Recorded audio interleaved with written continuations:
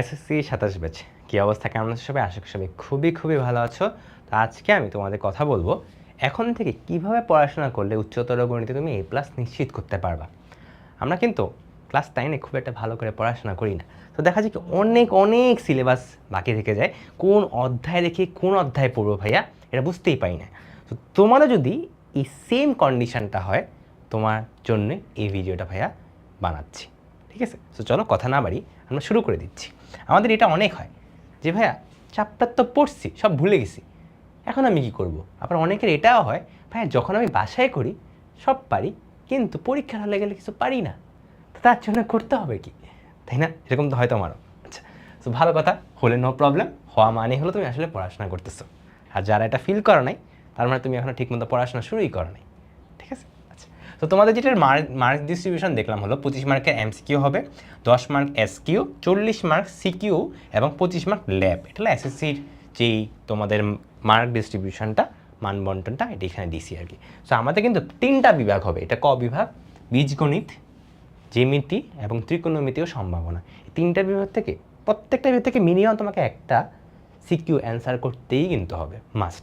So আমি কোন অধ্যায়গুলো পড়লে কমন পেতে পারি, এটাই তো তোমার কোশ্চেন, তাই না? এটাই তো আমার কোশ্চেন। আচ্ছা, তো দেখো তোমাদেরকে first of all set of function, এই অধ্যায়টা খুবই গুরুত্বপূর্ণ। সো অবশ্যই পড়বা। এটা জেনারেল ম্যাথেও আছে, হায়ার ম্যাথেও আছে। সো একটা ভালো করে পড়লে তো আরেকটা এমনিই পারবা, বুস্ট হয়ে যাবে, বুঝছো? কম কষ্টে ওই যে এক ঢিলে দুই পাখি মারার মতো। পরবর্তী বীজগাণিতিক রাশি আছে, এটাও অবশ্যই পড়বে। এটা থেকে আসার চান্স অনেক হাই। সিকিউ বলো, এসকিউ বলো, এমসিকিউ বলো, সব কিছু এই দুটো অধ্যায় থেকে তুমি পাবাই। সমীকরণ এটা খুবই কম গুরুত্বপূর্ণ। সমীকরণ, রৈখিক সমতা, অসীম ধারা এটা খুব ইজি। ভাইয়ার ইউটিউব চ্যানেলে অলরেডি পাবা এটা ক্লাসটা, তো তুমি যদি এখান থেকে দেখে নিতে পারো কিন্তু। হ্যাঁ, এটা খুব কঠিন কিছু না, একবার একটা ক্লাস করবা ডান, কত কঠিন কিছু না, ঠিক আছে? ভাইয়া এটার উপর সিকিউ ক্লাসও দিছি, ওয়ান শট ক্লাসও দিছি, তোমার যেটা ভালো লাগে করো। আমার এই ইউটিউব চ্যানেলে তোমরা পেয়ে যাবা দিব্যিস লার্নিং পয়েন্ট, হ্যাঁ, বা আমার নাম লিখে সার্চ দিলেও হবে। ফাইনালি যে দুটো চ্যাপ্টার আছে সূচকে, এটা আমাদের কাছে কঠিন লাগে। সো ঠিক আছে, আমি মানলাম এটা কঠিন লাগে, এটা আমরা মোটামুটি অত পাত্তা দিতেছি না। তুমি যদি পারো পড়ো, কিন্তু পরবর্তী যে দ্বিপদী বিস্তৃতি আছে এটা মাস্ট পড়া লাগবে। তোমরা ভাইয়ার ইউটিউব চ্যানেলে গেলে এই জিনিস পেয়ে যাবা, তোমাদেরকে এটা পড়াইছিলাম, বুঝছো? যারা করছিলে আর কি, তারা তোমাদেরকে দেখাই দিতেছি। তোমরা এটার উপর সিকিউ ক্লাস পর্যন্ত পেয়ে যাবে। এবং সিকিউ ক্লাসে কিন্তু আমি শুধুমাত্র সিকিউ পড়াই এমন না, তোমাদের জন্যে যা কনসেপ্ট দরকার হবে এই ম্যাথটা করার জন্যে সেগুলোও কিন্তু ভাইয়া পড়ায় দিই। তোমরা একটু যাও নিচে গেলে এই যে দেখবা, এই যে দেখো দ্বিপদী বিস্তৃতি, অসীম ধারা, এই ক্লাসগুলো করলে এনাফ, আর কিচ্ছু লাগবে না তোমার, ঠিক আছে? আচ্ছা, তো এখান থেকে মোটামুটি কিন্তু আমরা বীজগণিতিক অধ্যায় বা বীজগণিত বিভাগ থেকে কী কোশ্চেন, কোন চ্যাপ্টার পড়লে আমরা একটা ভালো পরীক্ষা দিতে পারবো সেটা নিশ্চিত করলাম, তাই না? কারণ কম সাথে তো সময় নেই, যেভাবেই হোক রেজাল্ট তো ভালো করতেই হবে, নাহলে বাসায় তো কি বলে, কি দিবে, বেত্রাঘাত করতে পারে, তাই না? বেতের বাড়ি খাইছো তোমরা? কে খাইছো? অনেকে তো খাও। সো ওইখান থেকে কীভাবে বাঁচবা সেটাই ভাইয়া বলতেছে আর কি, ঠিক আছে? সো আমি কিন্তু এরকম দেখা গেছে 9-এ খুব একটা পড়াশোনা করিনি, ক্লাস 10-এ গিয়ে খুব ভালো করে পড়াশোনা করছিলাম, অনেক ভালো করে পড়াশোনা করছিলাম। যে ঢাকা বোর্ডে, পুরা ঢাকা বোর্ডে 47 মানে 47তম, এটা কিন্তু খুব একটা কঠিন না। তুমি পড়াশোনা রেগুলার করলে পারবা, বাট স্টিল অনেকে পায় না। জাস্ট 50 জনকে দেওয়া হয় ট্যালেন্ট পুল স্কলারশিপ, নাম তো শুনছো, ট্যালেন্ট পুল scholarship, general grade scholarship.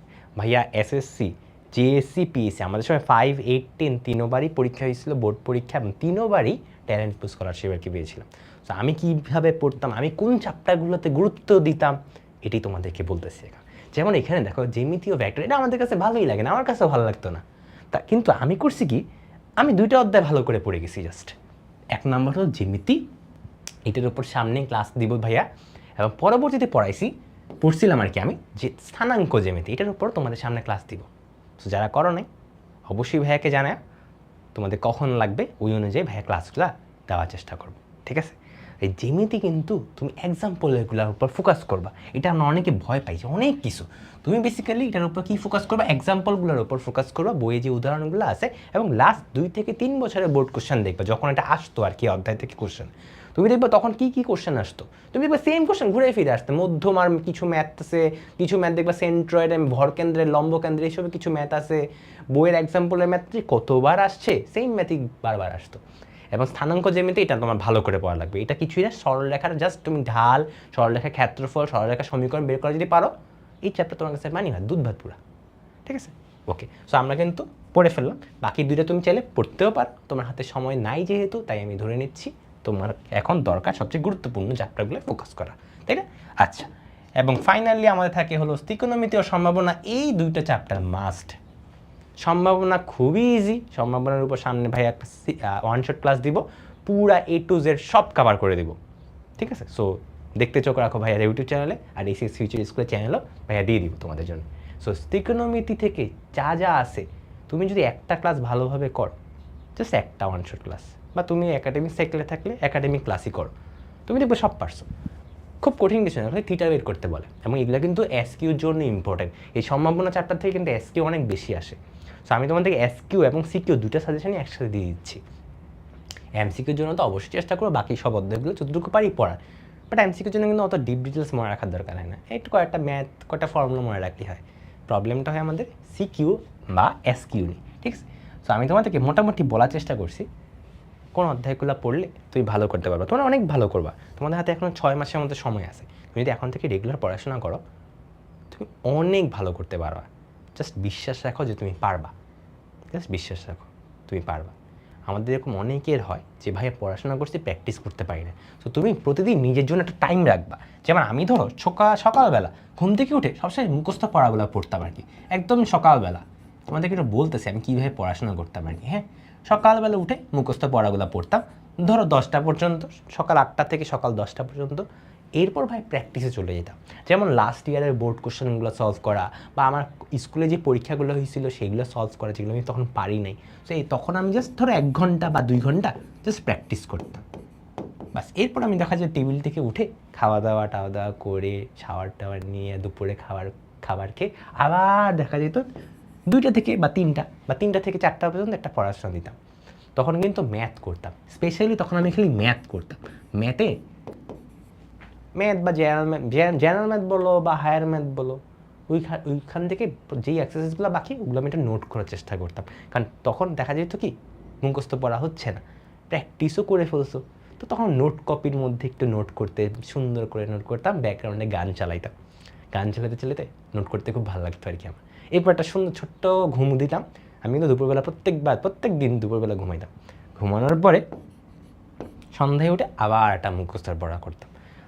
Basically ঘুম থেকে উঠে যে কোনো কিছু মুখস্থ সবচেয়ে ভালো হয়। সো তুমি বাংলা বলো, ইংলিশ বলো, আমি কিন্তু তোমাদের শুধু ম্যাথের গাইডলাইন্স দিচ্ছি না, আমি তোমাদের ওভারঅল পুরা এসএসসি 27-এর জন্য কীভাবে পড়াশোনা করলে তুমি সব সাবজেক্টে ভালো করবা এটাই বলতেছি।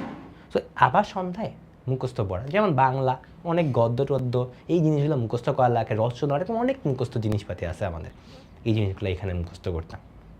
পরবর্তীতে কী হইতো, আবার বোর হয়ে গেছি, তখন আবার আমি প্র্যাকটিসে চলে যেতাম। প্র্যাকটিস বলতে কোনগুলো মিন করতেছি, ফিজিক্স, কেমিস্ট্রি, ম্যাথ, এগুলো তো অনেক প্র্যাকটিসের জিনিস থাকে। একটা চ্যাপ্টার হয়তো তুমি আগে পড়ছো, সকালবেলা ধরো তুমি ফিজিক্সের চ্যাপ্টার 2 পড়ছো, তো তুমি রাতে গিয়ে আবার ওই চ্যাপ্টার 2 থেকে কিছু ম্যাথ প্র্যাকটিস করলা টেস্ট পেপার থেকে, বা তুমি যেখান থেকে যে বই থেকে প্র্যাকটিস করো সেখান থেকে করলা আর কি।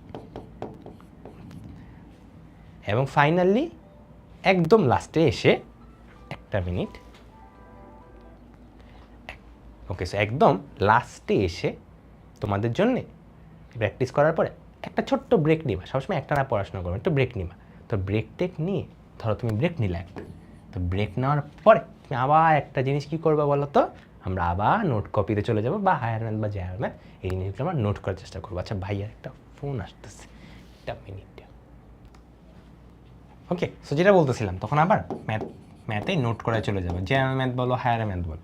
সো কিন্তু ঘুরে ফিরে দেখো মুখস্থ, প্র্যাকটিস, আবার নোট কপি, তো এইভাবে পড়াশোনা করলে এবং অনেক ভালো করবে, অনেক আমার থেকেও ভালো করবে। আমি কি ভালো করছি, আমার থেকেও ভালো করবা, বুঝছো?